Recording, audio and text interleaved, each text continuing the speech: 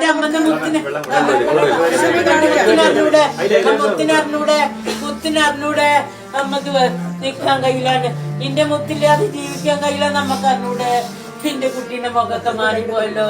എന്തിനു ബാബേജി ചെയ്തത്? എന്തിനമ്മ ചെയ്തത്? എന്തിനു സ്വന്തം ചെയ്തത്?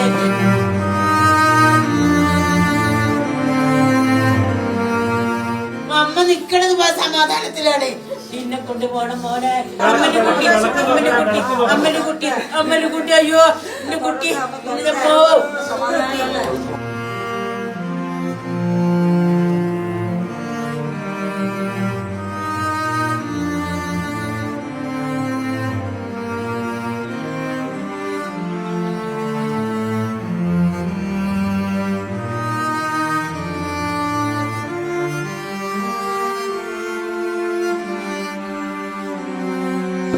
ഇനി ആരെയാണ് ഈ വാർദ്ധക്യകാലത്തിൽ ഈ അച്ഛനും അമ്മയും മകനെ എന്ന് വിളിക്കുക?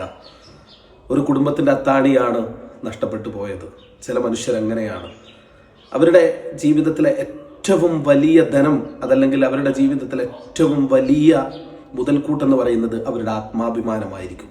ആ ആത്മാഭിമാനത്തിന് ക്ഷതമേൽക്കുമ്പോഴാണ് അവർ മറ്റൊന്നും ചിന്തിക്കാതെ പരലോകം പുൽകുന്നത്. എനിക്ക് പറയാനുള്ളത്, ഇവരൊക്കെ ഇനിയും സപ്പോർട്ട് ചെയ്യുന്ന കുറച്ച് മനുഷ്യൻ എന്ന പേരുള്ള മൃഗങ്ങളെ കുറിച്ചിട്ടാണ്, ചില ഫെമിനിസ്റ്റുകളെ കുറിച്ചിട്ട്. അവരൊക്കെ ഒന്ന് പഠിച്ചു നോക്കണം നിങ്ങൾ. അവരൊന്നും ജീവിതത്തിൽ ഇതുവരെ ഒരു കുടുംബത്തിൽ ജീവിച്ച് ശീലമില്ലാത്തവരായിരിക്കും. ഒരച്ഛനനുസരിച്ച്, ഒരു ഭർത്താവിനനുസരിച്ച്, മക്കളെ സ്നേഹിച്ച് ഇതൊന്നും ചെയ്യാത്ത കുറേ ആളുകളായിരിക്കും ഇവരെ സപ്പോർട്ട് ചെയ്യുന്നത്. എൻ്റെ പൊന്നുമോളെ, നിനക്ക് ഇനി കഴിയുമെങ്കിൽ, ഇനി എന്തെങ്കിലും ജീവിതത്തിൽ അവശേഷിക്കുന്നുണ്ടെങ്കിൽ ഒരു കാര്യം നീ ചെയ്യുക.